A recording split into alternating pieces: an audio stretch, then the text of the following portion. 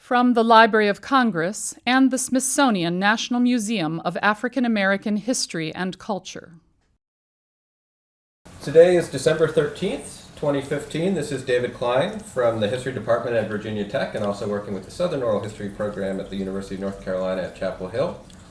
I'm here for the Civil Rights History Project of the Library of Congress, the Smithsonian's National Museum of African American History and Culture, and the Southern Oral History program.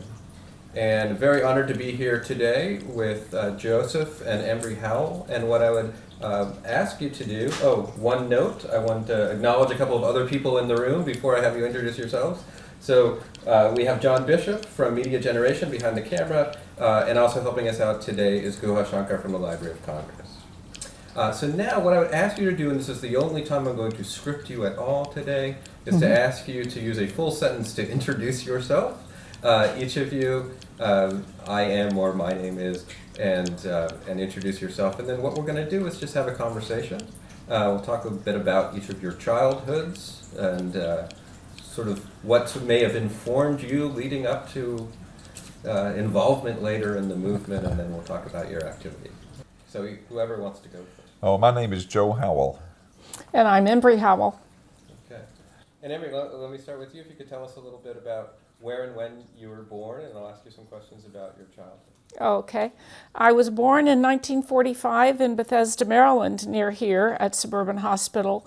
My father the war had just ended, and my father was just leaving his assignment in the Navy. Actually, he had already gone back to where my family lived in Bristol, Virginia at that time, and my mother stayed here to have the baby. And so where were you raised then? So I was raised for 5 years in Bristol, and then my family moved to Davidson, North Carolina, where my father was treasurer of the college and ultimately president of the college. So I grew up in a very idyllic setting right on the college campus. Mm-hmm. And could you tell me a little bit about what your family was like, the values that you were raised with, sort of, the benefit of hindsight and looking back? You obviously got involved in the civil rights movement. Can you see values that were instilled with you or things that you were perhaps, reacting to in North Carolina at that Yeah. period? Well, I'm from Southern stock. We both are. My parents were both born and raised in Georgia. My father in North Georgia near Atlanta, and my mother in South Georgia, really the deep South. But they both came from what I would credit my values from very highly educated people for the South. In fact, both of my grandmothers went to college, which is very unusual for women at that time, as well as my grandfathers.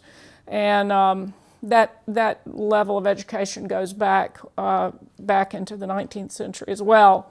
So my mother went to New York and basically went to communist meetings sometimes in the 30s and was very connected to the radicalization in the 30s. Not my father. My father was a more traditional person, but they were very accepting. My father in his presidency was influential in integrating Davidson. So the first black students who came were from Africa. And When did that begin at Davidson? that was, it's hard to believe that wasn't until, was that during the time you were there? 63, the very first black students, and they started with African students.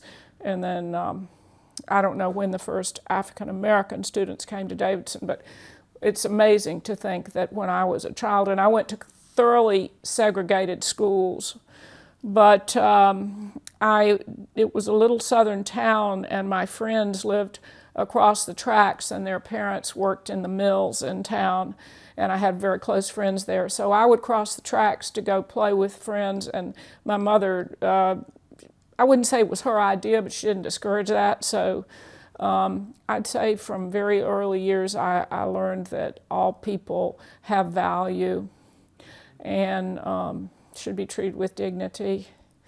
So, and we were, most people were quite religious in that era, went to church, and so it's Presbyterian church, and it was not integrated.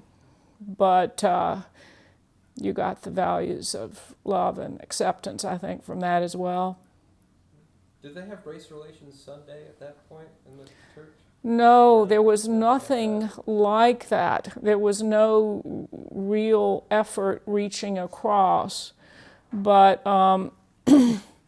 that started a little bit, I'd say just starting when the beginnings of the civil rights movement in the early 60s. But I can't recall anything like that happening much in Davidson. Joe may, because he was a student there and he was student radical there. But what was interesting was that we were in Southwest Georgia, which will come up later, and my mother was raised just a few miles from where we lived. And so, there we were back in Southwest Georgia where she grew up. And she was quite accepting of us doing what we did. I'll definitely ask about her Yeah, reaction to you all yeah. being there. But Joe, if I could turn to you for a moment and have you tell us a little bit about where you were born and raised. See, I was born in 1942 in Nashville, Tennessee, and I grew up in a suburb of Nashville called Belmead, which was the, quote, elite neighborhood. My father ended up being a president of a bank, and his father was the president of a bank, and it was understood that I would probably be a banker. And I went to Montgomery Bell Academy, which was a elite prep school, all boys. And this was part of the Nashville elite, and a very heavy emphasis on sort of the social aspects of social order. And what affected my life early on was having polio in 1952. I was moderately paralyzed. I spent 6 months in Warm Springs, and I missed 2 years of school, a homebound teacher, but I was not a part of the school those years with growing up at the very important ages of 10 and 12. And that gave me a sensitivity for people who were suffering. I never felt sorry for myself really in that sense of suffering, but I felt an empathy for people that I think I probably would not have felt otherwise. And if I had not had that experience, it's quite probable I never would have ended up getting involved in the civil rights movement. So that was sort of the foundations. What I did not know growing. Do you remember making those kind of connections even that young, or is it just something that you gravitated? I think I look back on it. It just sort of happened. I was always sort of a bleeding heart. It wasn't just civil rights, but I had a soft spot in my heart. I remember bringing turkeys to poor people in high school and feeling, gosh, how can people live in such conditions in an area where there's such affluence? So that I think that was a piece of it. And my parents were both very religious and very involved in the church. My mother especially, and I think there were religious values. I think that were important as well. We were Episcopalians, and it was our church was near Vanderbilt, and it was a somewhat diverse congregation. And you went to Davidson? I went to Davidson. And that's where you met, I assume? My senior year, after I'd gotten involved in the civil rights movement, we'll get into that probably in a minute, but my senior year, Embry at that point was a mere child. I look back on it now, I can't believe we were so young, but it was at Randolph-Macon College, which had moved out of town. Although I think briefly we had met once before, but that's when we started dating. Very end of my senior year at Davidson. So you dated the president's daughter. The president's daughter. And I was the controversial student on campus. So tell me about student activism at Davidson at that period. And this is 60. Well, yeah, I was going to get it. I meant to mention in Nashville, I did not know in Nashville what was going on at the time in 1962, 1963, and even earlier than that. But that's where a lot of the early civil rights movement was taking place. And the planning of it all. The early sit-ins were planned in Nashville. Nashville was supposed to be the first spot, but they were preempted by Greensboro and A&T, North Carolina, A&T, et cetera. But Davidson was aware of that. My freshman year, my sophomore year, we were aware of the sit-ins. A few students participated, but it was very controversial. And then I became sort of a big man on campus my senior year. I was president of the YMCA, which for some bizarre reason, it was an important institution then at Davidson. And I was a president of ODK, which gave me a lot of social standing with a leadership fraternity, and I was in a fraternity. In fact, I was about as conformist as you could find. I did all the things you're supposed to do. But the segregation piece was a sense even a no-brainer. Was a no-brainer even then in terms of the injustice. I mean, even growing up, you were aware this just doesn't make any sense. I remember having a playmate who was named Frederick, who was my age, and we played together until I was 7 or 8 years old. And but at a certain point, my mother said, "Well, you and Frederick aren't going to play together anymore." Black kid, obviously, who was the nephew of our housekeeper. And I just didn't understand. So someday, well, you will understand. And so I remember going to a YMCA camp with a lot of kids that were white kids from the other side of the tracks. There would be lower, quote unquote, lower class, working class white kids that were very much anti black folks, and which rubbed me, or at least my sensitivities, et cetera. So when you get to Davidson, all this stuff is starting to happen. And we went to a conference in Bryn Mawr called the Third Great American Revolution. It was mainly East Coast colleges. It was put on by Haverfoot and Bryn Mawr. And I just happened to go there with a handful of other Davidson students. I was the only senior. And all the leaders were there. I mean, Cora represented SNCC, SCLC was there. And if the head guys weren't there, their lieutenants were. This is what year again? This was the spring of 1964. Okay. In those days, this was sort of right in the middle of the civil rights movement. In those days, they said the message was clear. The audience, the participants were almost all white. And they were almost all Ivy League, prestigious schools. Davidson was the only Southern school, I think, that was represented. And says, don't sit on the sidelines. Get involved. I mean, you can't be neutral in this. So we said, well, we ought to do something. And also, I did have one experience at Davidson. They were getting ready for Freedom Summer, too, then. This was right before Freedom Summer. Right. That's right. Freedom Summer was 1964. And I had remembered the Freedom Riders had come through Davidson my sophomore year, and I sat in on a very small group of people. They were I remember the student union. There weren't many people describing their experiences of cattle prodders and being spat upon by these irate white people and all that. I just couldn't believe this was happening in our country.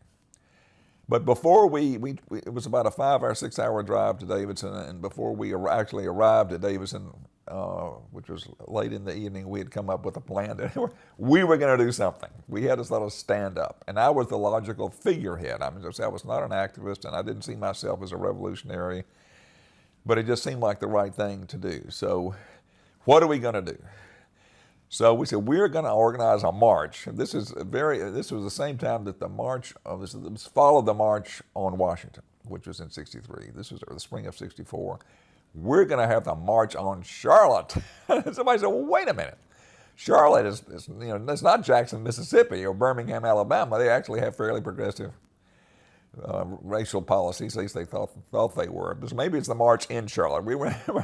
But what we were going to do is collect signatures for people supporting the Civil Rights Bill at that point of 1964, and then we were going to mail the signatures to President Johnson.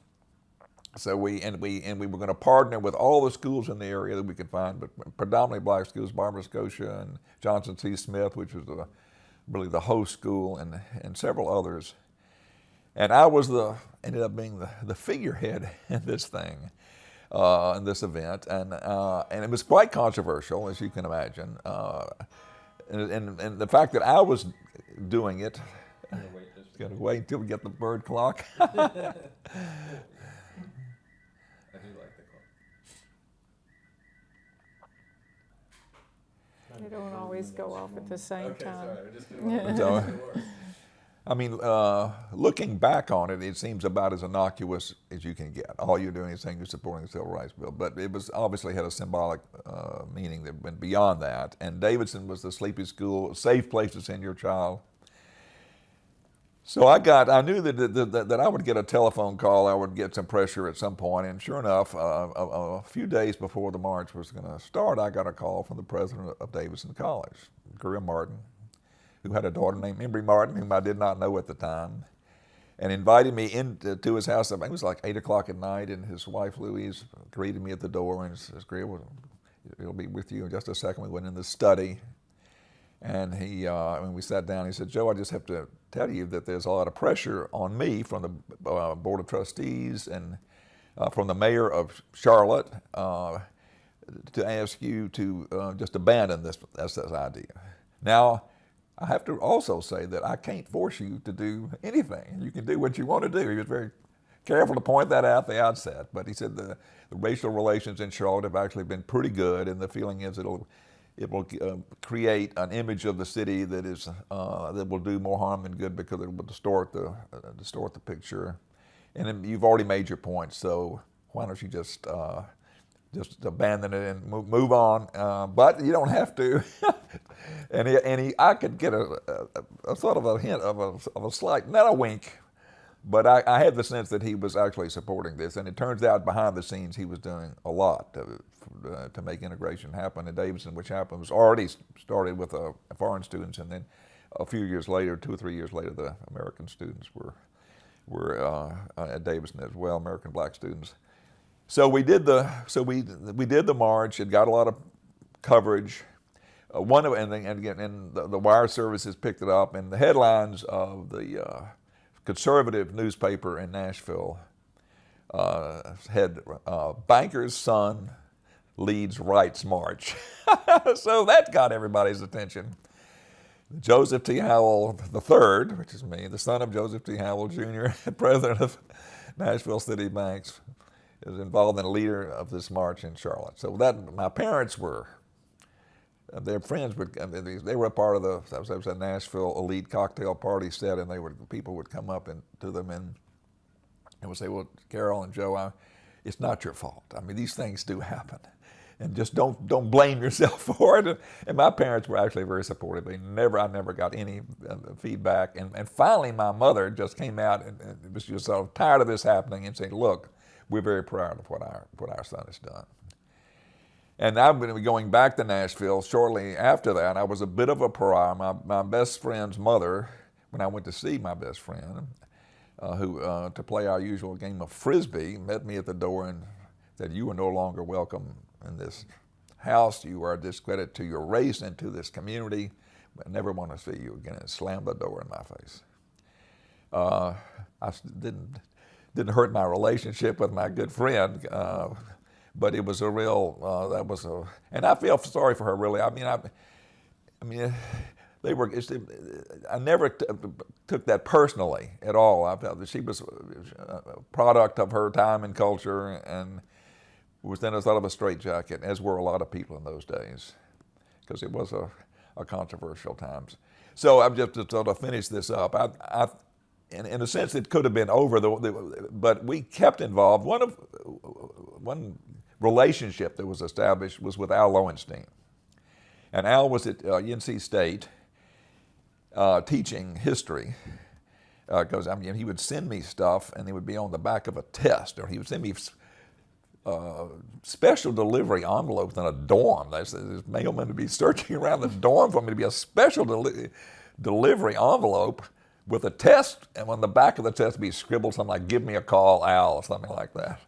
So we got to know Al, became almost Al Lowenstein groupies. Of course, he was involved in the Dump Johnson movement, very close to the Kennedy family, and a real progressive, brilliant guy, very interesting guy. So did he just become aware of what you were doing at Davidson? Yeah, he had just become aware of me. He said, "This, I'll just get one of the people I want to recruit." And we became friends with him and his wife Jenny at the time. And when we moved to Washington, but he was actually in our house when our first child was born. He was sleeping on our sofa bed, but that helped in a way. When I got to Union, which I'm sure talk about in a minute, the Lowenstein connection. Everybody seemed to know Al Lowenstein. and the movement, as he called it. And we would all go to his apartment house and wait for him to show up 2 hours after he was supposed to with 50 other people. For those watching this who don't know who Al Lowenstein is, could you tell us just a little bit about Well, he went to University of North Carolina and became the leader of I think he was the president of the National Student Association at the time, and was brilliant. He went to Yale Law School, and was a movement guy, progressive. And Eleanor Roosevelt was one of his heroes, very close to her. And he was like a Pied Piper. He had taught at Stanford and he had taught at Yale, I think, for a while. And everywhere that he taught, students gravitated to him because he was so smart and he was such a charismatic figure. And eventually got elected to Congress before they gerrymandered his district, and then he didn't get elected, but ran again several times, and then was tragically killed, assassinated really, by a former student who was mentally ill. And the student who was mentally ill was the roommate of a good friend of ours at Union, who became a pretty famous civil liberties lawyer. Lives in Portland, as a matter of fact, in Portland, Oregon. So all these sort of interconnections. So. Yeah. So when did you start thinking about going on to seminary? Well, I got a Rockefeller Fellowship, as did many people, which at the time was a fund set up by the Rockefeller Foundation to send people to seminary who didn't have any idea what they wanted to do with their lives, and maybe some of them would end up in the church. And I chose Union because it was in New York City, and it was a progressive institution. Paul Tillich and Howell and Embry had been there. It was probably the premier Protestant theological seminary in the world in those days. So I thought I'd really made it into the big leagues. And so I went that 1 year, and I liked it enough to stay on a second year. At which point I got somewhat disillusioned, but by then it was too late to change. So I took a year out of Union and did some and worked something called MUST, Metropolitan Urban Service Training.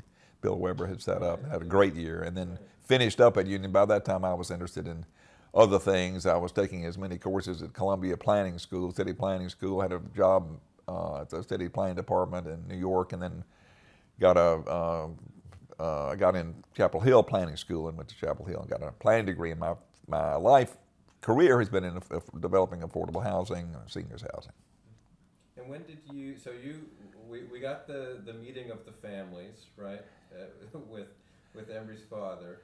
And when did you first start dating and then get married? Where does that fit into the chronology? Well, actually, Joe doesn't remember me, but I remember him. Which is kind of interesting to me. I remember the basketball But you see, game. I was much younger, just kid around town. But we actually met.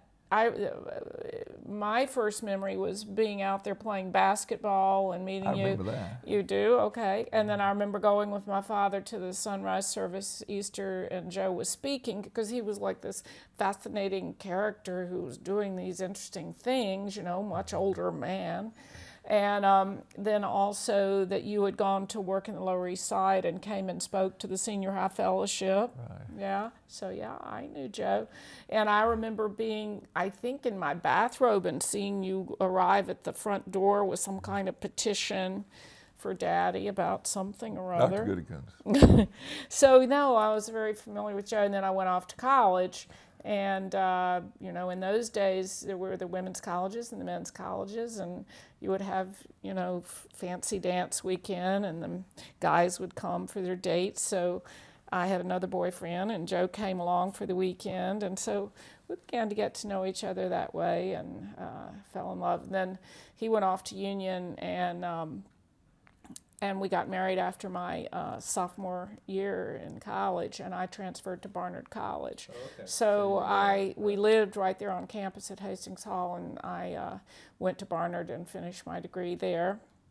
And so that's how it happened, yeah. Okay. And then we both came down to Chapel Hill together to go to grad school. He went to urban planning school, and I went to public health school. And so we were in Chapel Hill for a while before we came up to D.C. Wonderful. Well, so let's stay at Union just for a second, because I wanted to ask you about meeting Charlie Sherrod, who would have been there while you were there, I assume, and and how you ended up going to Southwest? Well, it was because of Charlie Straw. Like everybody, he recruited all of us. I can't remember. You probably remember. Must have been a dozen students close to it, and he was very charismatic and very much involved in civil rights. He'd been one of the founders of SNCC, and his area was Southwest Georgia, and the people that he sort of viewed as like-minded people that might be interested in doing this, he would approach us all and look us right in the eye and say, I need your help. I need you down to come with me in Southwest Georgia. How could you say no? And we had no idea what was going on in Southwest Georgia, and I don't think he really did either. He'd been away from it for a while, but I'm still not exactly sure what was the method and the madness, but nonetheless, he'd recruited us, and I remember we discussed it. It's something we want to do. It was people were still getting killed in those days. It was still taking some risk. But I remember we looked at each other and said, "Yeah, this is the right Big thing, adventure right thing together." to do." And part of it was sort of, I guess, an adventure. So we signed up, along with some of our good friends like Ed Fever, Joe Pfister. From Union. From Union, right. And went down for the summer of 1966. 66, right. And you sort of said this already, you didn't really know what to expect, but can you tell me about the trip down there and then what, Well, that's what right. you found when you got there? Well, there were two things that predated the actual working in Southwest Georgia on this trip. One was the conference we went to where we were supposed to be trained. And this was at Wake Forest, the old Wake Forest campus. And it was sponsored by something called, I can't remember, but it was a somewhat radical Christian, ecumenical something, institute. That's it. Ecumenical institute. Yeah. And I thought it was awful. I mean, it was thought control, brainwashing kind of stuff, and sort of rebelled at that point. I mean, so it didn't help us much, because it was not just civil rights people, it was all these other people that were involved doing other things over the summer, and they were supposed to radicalize all these young Christians and take over the world with Christianity. I was a complete nutcase. I thought all the people were involved. But we did meet some civil rights workers at the time, and I remember going out and they gave us some advice in terms of you always back in so you can into a restaurant or someplace so you can run to the car and get out before if they come after you can make a quick getaway. Back your car. That's right, and other things like that. So we arrived in Southwest Georgia after driving all night at the SNCC office, which is located in an area of Albany, as it's pronounced, called Harlem, and which was, in some ways, it was like miniature New York Harlem. It was a miniature Harlem. Mm-hmm. And my recollection is being met by these civil rights guys, black guys, and white T-shirts and blue jeans. And as we got out of the car, the first comment that I recall somebody making was, "So welcome to Albany. So we are Black Panthers. You are Roosters, which is you're the emblem. That's the mascot of the Southern Democratic Party, white Democratic Party in Lowndes County or someplace, Alabama, someplace. Panthers eat roosters. Go home, Whitey. We don't need you." So I said, "Oh my goodness, here we are. Wait a minute, what's wrong with this picture? We're coming down here, we're Southerners, I mean, we're risking our lives, and this is, we're not met with open arms." And so it was quite unsettling, although that quickly passed, although that was the sort of introduction that times are changing and what was going on there. The big story of 1966 in Southwest Georgia was the big fight between John Lewis and Stokely Carmichael. And all this was going on behind the scenes. Charlie was right in the middle of it. But the one view, John Lewis' view, is that integration is the way to go. You need the white people, and especially Southern white people. I mean, here we were the only Southerners down there, the only married couple. You need these people. They will play a role. Where the Stokely Carmichael view was, yeah, they could play a role. They've played a role in the past. But we have got to be responsible for our own fate. We've got to build up the leadership, and to have white people involved confuses things at this point in history. So it wasn't against us personally, but we had no idea that this was going on. We didn't know that Charlie was struggling with all this. And so that played out in part in terms of where we got placed and what we did, and it played out throughout the whole summer. This split between people who were really gung ho and really wanted to make a difference, and yet people the ambivalence felt by many of the grassroots black civil rights workers that saw us as a threat and as people whose time has come in past in terms of where the movement was. And it was that summer that Stokely Carmichael and Willie Ricks gave that a name, right? That's right. It was almost to the day. You know, it's Actually. interesting though. I don't remember those statements. They might not. I was treated kind of with kid gloves. I was an unusual person, this white Southern female. Most of the people had never met anyone like me. And the guys were always extremely polite and respectful to me. I never was spoken to harshly the entire summer. So if I was there, I don't recall it. Right, right. But I'm sure it happened, yeah. but I think they talked to Joe that way. I think. What about your Georgia roots, and in a sense, you had never lived there, but coming back to a place that was a I family had spent home. time in Georgia as a child. I think it was actually helpful. I think our Southern roots were probably helpful to both of us, especially as we became embedded in the community and in the black family, because really we were raised in fairly close proximity to black people and had a fair amount of contact with them. We liked the same kind of food. We spoke a lot, the same way, and we understood each other well. And I think it allowed us to, not necessarily with the civil rights workers, because they were often not from there, but with the local people. So I never had any sense of estrangement in that way. Of course, we couldn't relate to the white people in the community. So if they saw us walking down the street, at one time I remember there was a white woman who stopped to pick me up, but then, as I was walking down the road, and then she realized who I was, and she wouldn't. So we never had contact with the white people. And we had I had a serious infection when I was down there, and I couldn't see the black doctor. I had to go to a white doctor because it was just unheard of that it was completely separate, but that was struck me as being kind of strange. And then I remember when you wanted to get your hair cut. My hair, it didn't matter because we had that long hair in those days, but they had never cut anybody's hair like that. Yeah, that's right. It wasn't the best haircut I've ever had. So, but you went into the barbershop? I did get a haircut. Went into the black barbershop because you didn't want to go in the very white tough of them barbershop. they were very reluctant to do it, but they did. So tell me about living within the black community then, and the family that you got to know, and maybe before that, how difficult it was for a family to be found at first for you all to live there. Well, that was the big issue, is what they're going to do with us. In fact, we were a married couple.